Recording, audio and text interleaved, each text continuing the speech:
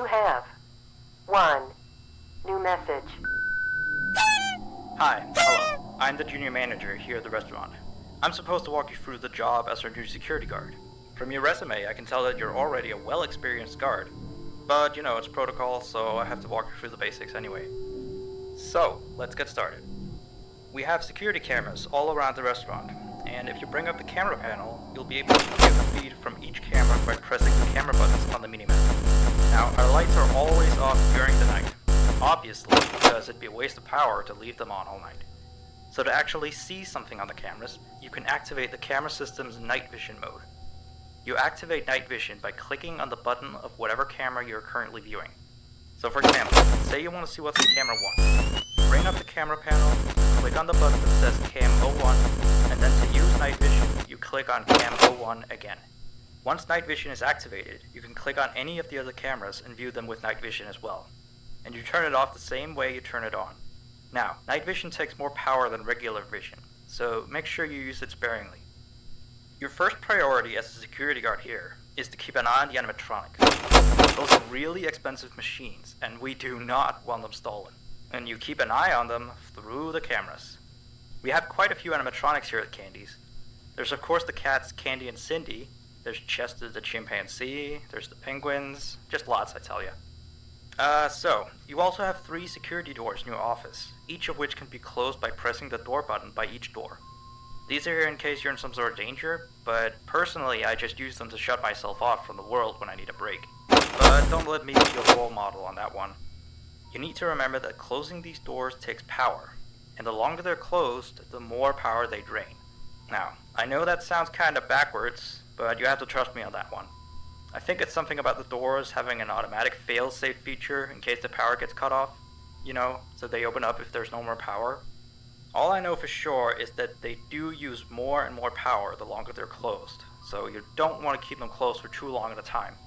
Now, the reason I keep mentioning the power is because the restaurant uses a backup power generator at night, which only has a certain amount of juice in it. So anything from viewing the cameras to using the security doors takes power. You can see how much power you have left on the computer on the desk in front of you. Try not to run out of power. If you do though, you won't be stuck in the office since the doors will always open up anyway. Oh, and one last thing. The animatronics aren't completely turned off at night, so they might start walking around a bit. But just be careful not to let any of them into the office, cause we have stuff in there we don't want damaged or anything. Though don't bother with the ticket booth door, they won't attempt to get in through there. That should be all. You'll hear from me again on your next shift. Have a good night.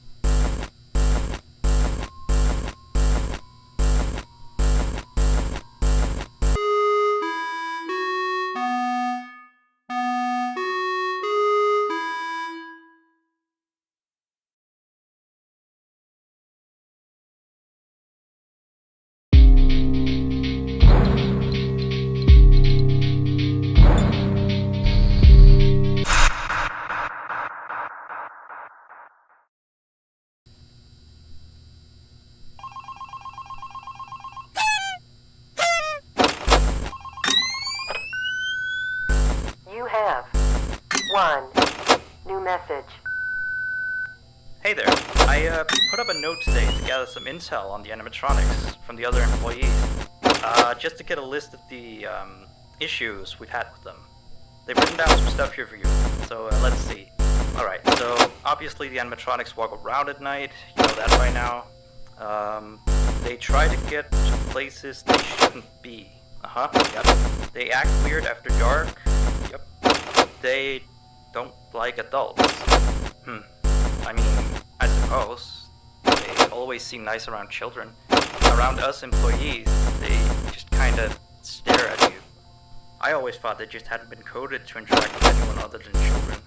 But some of the other employees have felt threatened by them now and then. But I know that some of them are also superstitious morons. So who knows if they just became scared when the animatronic looked at them in the eyes or something. Anyway, one last thing on the list here. The last penguin interferes with the system. There's a sentence I never thought I'd say. We have these penguin animatronics as waiters. They take people's orders and whatnot. We used to have 3 of them, but 2 of them broke down and haven't been fixed yet. I think they're referring to the 3rd penguin that still works, or, well, apparently it doesn't quite work. So yeah, definitely don't let him into the office. His presence alone could probably destroy our systems. Well, that'll be it for now.